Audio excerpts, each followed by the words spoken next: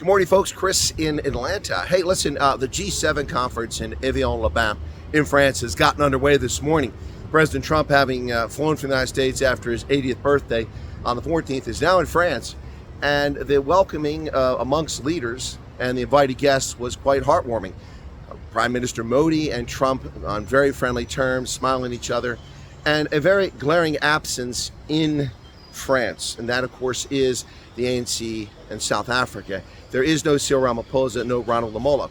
And quite frankly, that's probably for the best, because it'd just be another opportunity for the two of them to open their mouth and insult America, which seems to be their natural response to drum up domestic support for their collapsing political party. It's unfortunate that the ANC chooses to scupper its relationships, its most important relationships with foreign nations, in the interest of hoodwinking low information voters in South Africa.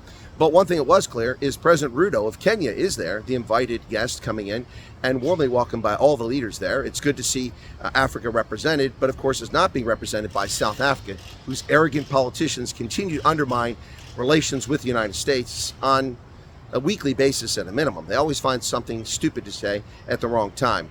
Whatever the case, it is not South Africa, the G7. Of course, this is a consequence of last year's actions. You know, it's the height of hypocrisy to see South Africa's media whine, which is not their role. Their role is to report, but to whine about South Africa not being at the G7. First off, it's the world's 39th largest economy, and why would it be invited? There are economies that are much more dynamic in Africa, like Ethiopia and Nigeria, and of course Egypt, which is there, than South Africa. And South Africa has continually abused its relationship with the United States over 2.5 decades.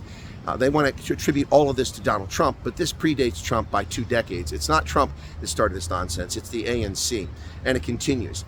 It's fascinating to me that there's no question amongst the glitterati and the so-called journalists in South Africa and the political analysts about, there's a few, but certainly not in media, about the transgressions of the ANC and its insults and its effort to undermine U.S. foreign policy and that of our friends, neighbors, and allies.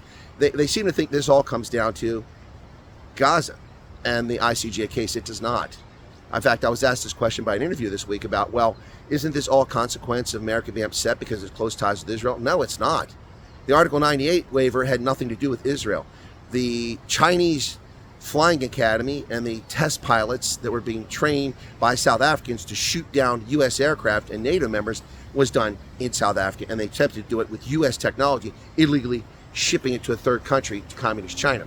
That was done by South Africa and private companies. It is South African corporations that have shipped combat helicopters to sanctioned warlords in Benghazi, not the U.S., and certainly nothing to do with Israel. And the list of these things goes on and on. It is South Africa's government that imposed 75% tariffs in clear violation of World Trade Organization rules against our poultry. It is South Africa's government that has banned our pork products from coming to South Africa. It is South Africa's government that commits one egregious offense after another. It is Ramaphosa who, at the G20 last year, instead of taking the high road and saying, it's unfortunate the United States has chosen not to come, we have a difference of opinion regarding our domestic policy and our Constitution, and hopefully we can work that out. But no, he runs around repeatedly on camera mocking Donald Trump and mocking the United States. Meanwhile, on the eve of that G20 summit in South Africa, a chance for South Africa to shine in front of the world, Ronald Lamola on Donny O'Sullivan's CNN, Anderson Cooper, fake documentary, basically says the United States is a white supremacist nation,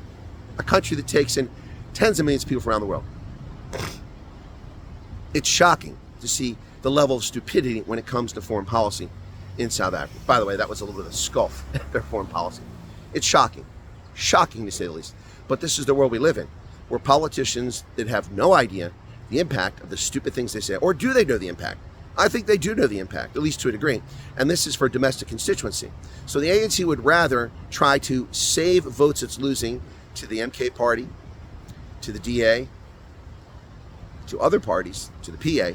They'd rather try to hold on to that to stay in office than serve the interest of South Africa and its people. But that's the world we live in, folks. What say you, South Africa, Mzansi? One notable absence today at the G7, Macron, who says he's a great friend of South Africa, disinvited South Africa. So they're not there. Another chance for South Africa to be on the world stage, ruined by the conduct of its leaders.